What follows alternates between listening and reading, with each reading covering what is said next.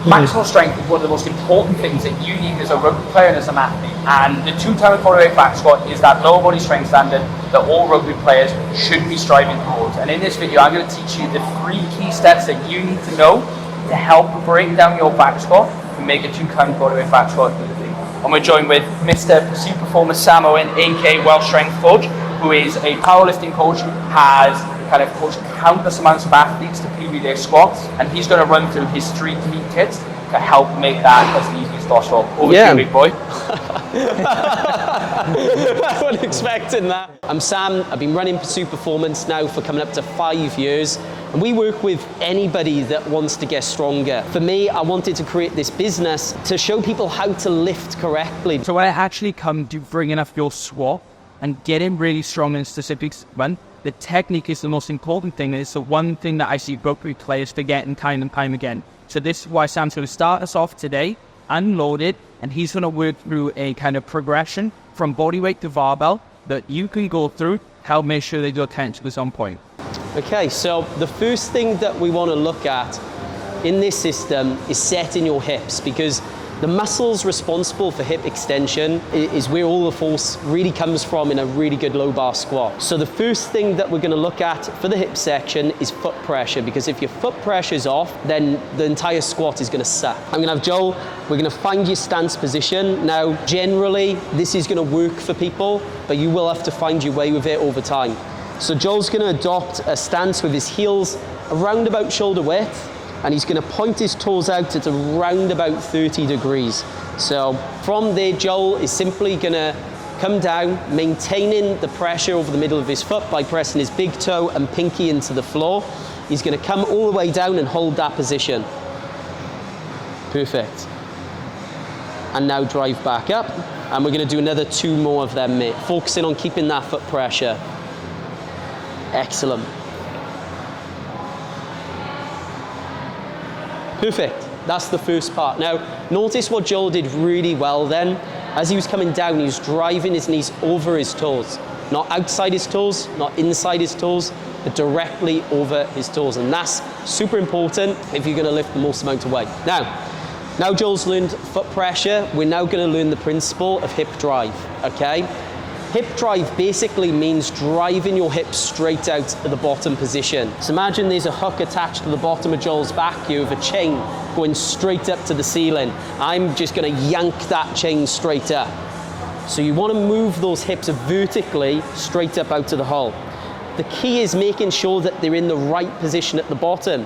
So as you come down, you want to make sure that you're pushing the hips back, but also the knees forward equally. And this is going to ensure that the hips are in the right bottom position. So as you come down, mate, nice and slow, an equal knee and hip break. Now drive those hips straight up. Perfect. We're going to do another 2. Good. Perfect. There we go. Another principle with hip drive is making sure the head position's down. I personally teach this because I find that it allows you to get into your hips a little bit more, and it increases the balance as well. People often advocate for looking straight ahead. For a low bar, I personally prefer 5 feet in front of you. So we're going to do the same thing. This time, I want you to look at my foot right here as you come down. It changes like how it feels straight away. Perfect. Excellent. So that's principle 2. The last thing is hip torque. Torque is a rotational force, and when it's applied to a joint, it makes that joint more stable. And that's really important because you can only produce as much force as you can stabilize. So that's why you see people, they unrack a bar in the gym and they're like a wet piece of lettuce. They can't lift a lot of weight because they're not stable, right? So those muscles aren't going to be able to produce a lot of force. So the way that we find this, we're going to apply the foot pressure principle, we're going to apply the hip drive principle, but this time we're going to screw the quads away from one another just enough until you feel tension build up in your legs, and you're going to maintain that on the way down and on the way up. So find that stance, look down, screw the quads, and back up, another 2 reps. 1 more. Spot on. Hips, all sorted. One of the things in terms of that kind of like hip torque and generate it, one of the things that I like to think about is that you're trying to tear a piece of paper with your feet. So you've got piece of paper on the floor, and you want to try and actively split that apart. So you're trying to drive your feet, but like Sam said in point 1, we never want to try and drive your feet to a point where you roll onto the outsides of the feet.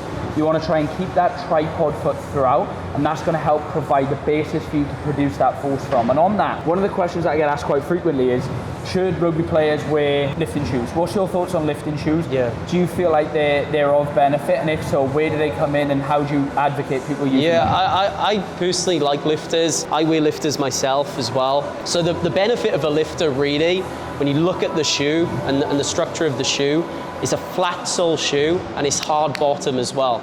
So that means that it can improve the ground connection through to the foot and ankle. So I personally like people wearing them. I see coaches all the time, like they bash people if they're wearing maybe CrossFit shoes or whatever, squatting, and it's not make or break, right? And I do think that, coaches are guilty sometimes of being quite, pedantic about things. So I personally, in an optimal world, I do like them. Also as well, they got that heel at the back too. So it just takes a little bit of stress off your ankles. It gives you a little bit of an easier time getting into that bottom position. Yeah, I think the one thing that I've noticed, I've recently made a little bit of a switch from the lifter to a flat shoe, and the heel wedge just allows you to alter that center of mass a little bit. If you're someone that struggles to keep that tripod foot and you end up way too far back in your heels, that kind of heel lift can help get a little bit more forward pressure, so you can balance that squat a little bit more and get a little bit more kind of vertical translation. Because what you'll find is if you struggle to hit that center of mass, like Sam said on point 2 with the hip power, you end up with your hips coming all the way back rather than dropping down and up. So if you're someone that kind of struggles a little bit in that area and you find you need a little bit of extra foot stability and maybe a little bit of assistance in trying to find that center of mass, the lifter will be useful for you. But yeah, personally, I'm in agreement with you.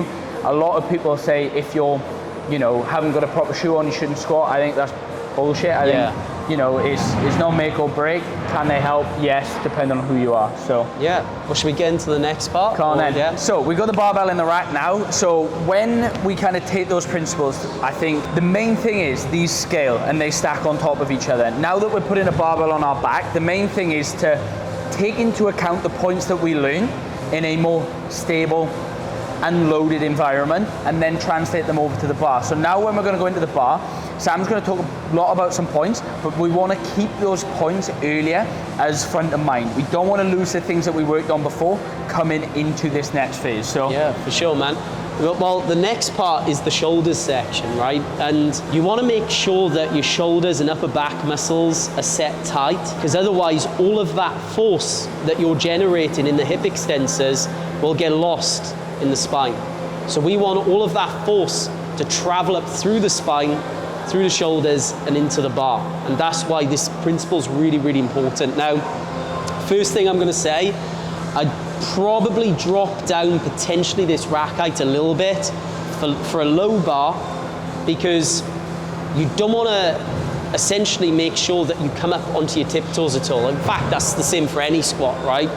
As a general rule of thumb, I always say set it around nipple height, and that's usually a good place to start. It's always best for the bar position to be a little bit too low than a little bit too high. Do you reckon drop it down one for you? Yeah, we'll drop it down one. I just want to say, we're kind of looking at the low bar squat today. Coming from a kind of athlete development standpoint, do you find a preference between high bar, low bar in terms of what people should gravitate towards, or is it all just kind of individual preference based on where you're at? I personally prefer the low bar squat. I do understand the arguments behind why people usually use a high bar. I think one of them that I heard is the amount of mobility that you get at the ankle and knee, and it's more specific to some of the sports maybe that the guys are going to be doing on the pitch or wherever it might be. For me personally, maybe I'm biased because my powerlifting background and all of that, but I find that with a low bar, you are recruiting more muscle mass, more multi-unit. You're still getting some type of ankle mobility and a knee flexion in there, and you're ultimately the big goal is to try and improve force production, right? Because if you're improving force production, well, it doesn't matter where you're at, if you're on the pitch, if you're in the ring, you're going to be better at your sport, because we all interact with our environment via force production. And the more force you can produce, the better the athlete you're going to be to an extent, right? And so for me, the low bar squat tend to lean towards it for that reason, and I teach all of my athletes the low bar for that reason, yeah. In terms of like my kind of thought philosophy on it is similar, right? Strong athletes tend to be a little bit more durable because they can produce more force, and they're a little bit more convenient on the pitch. I'd rather have someone that's a little bit stronger than a little bit weaker. So the low bar, the high bar, the Zercher, the front squat, the safety bar, all those are squat patterns. Their main tool as an athlete is to develop your ability to produce lower body force. So regardless of which pattern you're doing, it all trains a very similar quality, just done in maybe a slightly different way. Yeah. So whenever we kind of look at things, a lot of the key points that we're going to bring here to the low bar squat are going to be synonymous with the high bar squat. Yeah. They're going to be synonymous with the Zercher squat. They're going to be synonymous with the front squat, because the hips produce the force. You're trying to develop that lower body strength. So just kind of take that into account when we're going through this, that if you're someone that really struggles to get into that position, you can't really create that, popping the bar a little bit higher isn't necessarily a bad thing, it's just a slightly different thing. And maybe expressing that force over a wider range of things as an athlete can be beneficial. But with Sam, we're going to go through the low bar squat now. We've dropped the rack height down. What's next? So the first thing, of course, that we want to look at, and this is a really, really simple one compared to the hips, is the bar position. Now, if you turn around facing that wall, mate, so the optimal bar position for a low bar squat is over the spine of the scapula, right? And if you want to talk about this a bit more generally, that's going to be around about your rear deltoids. The high bar squat, which is what we're not going to do today, but again, if you struggle to get into this position, which I know a lot of people do, that's going to be on your upper trapezius. But with a low bar, we want it a little bit further down your back, on the spine of the scapula. And you can all find that right now. If you reach over, it's going to be the bony ridge of your shoulder blade, right? And you can feel that. So, Joel, you're going to grab the bar as close as your shoulder mobility allows you to. That's a key point, okay? Don't want to go too wide, because then you're reducing the amount of upper back muscle activation. Don't want to go too close, because that's equally going to present some problems long term. So as close as your shoulder mobility allows you to, you're going to find that bar position, perfect. Now you're going to come all the way underneath the bar and simply squeeze the space between the shoulder blades. Sometimes you can layer on a tactile cue, just like I'm doing, and literally point into where I want Joel to squeeze. He's going to maintain that tension, pop the bar up, he's going to walk the weight away in 3 steps, and now we're going to squat and do everything that we did in the hip section, say 5 reps, mate. Good job. Excellent, brother.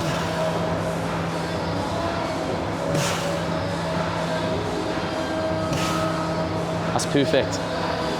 Oh, there we go. Excellent. And then rack the bar.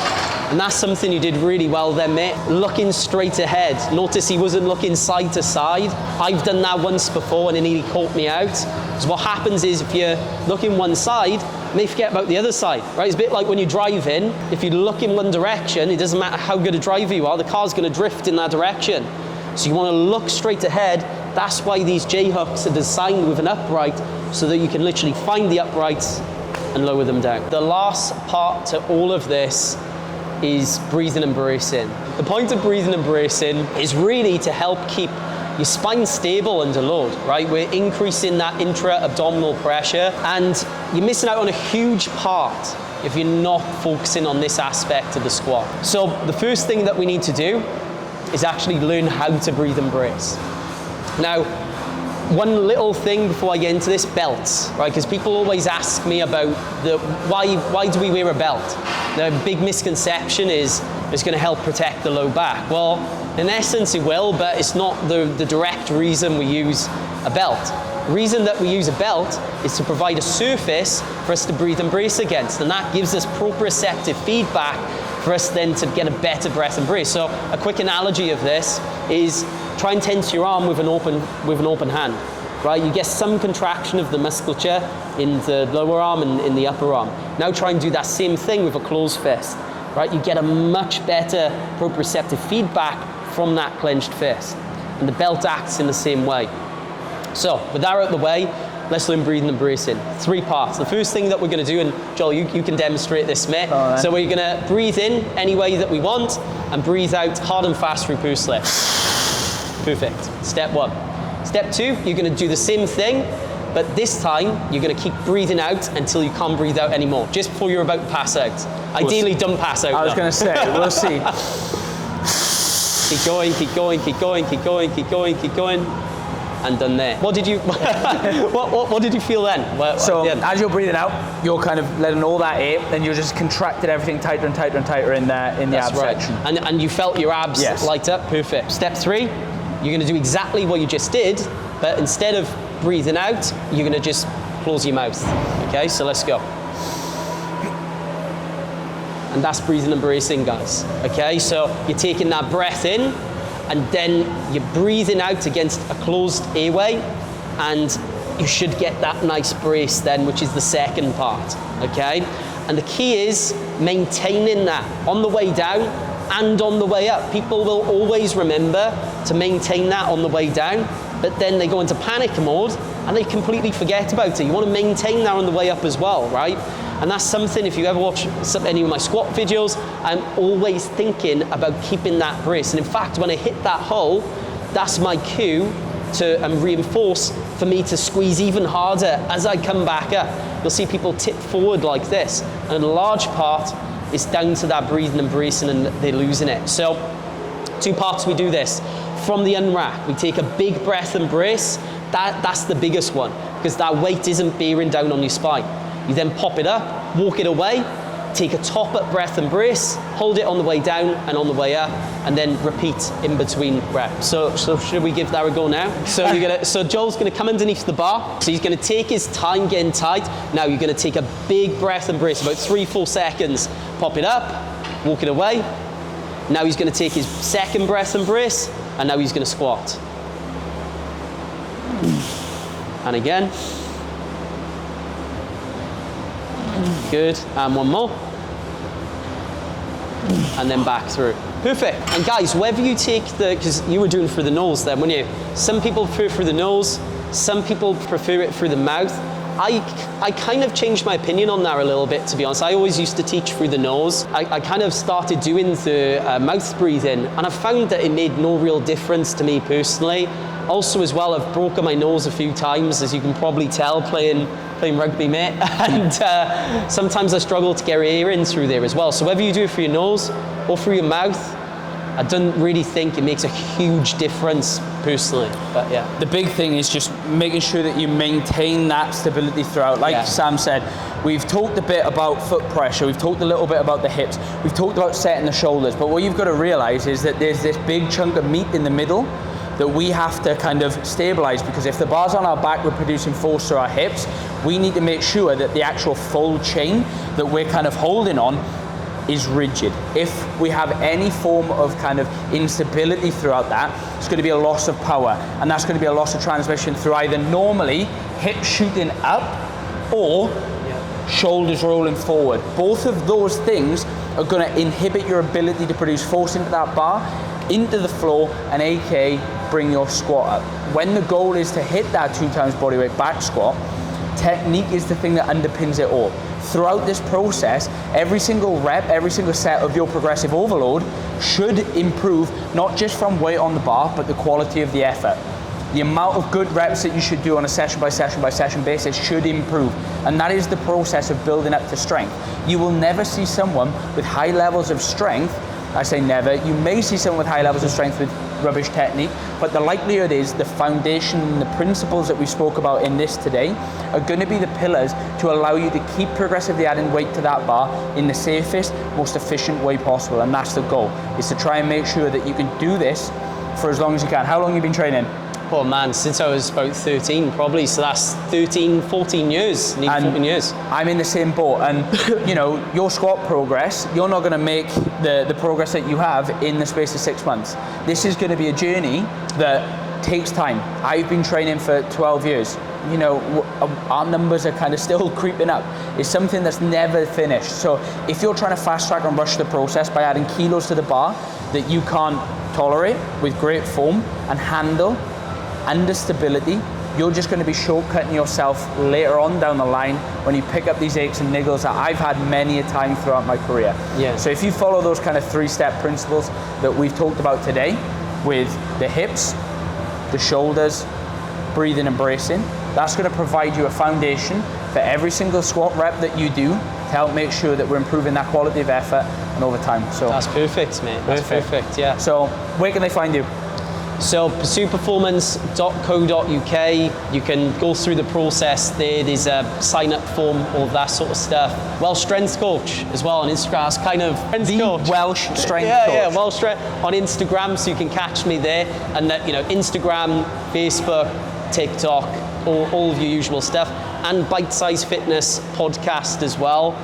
Me and James, my best mate, we've been running that now since COVID. We're back in lockdown.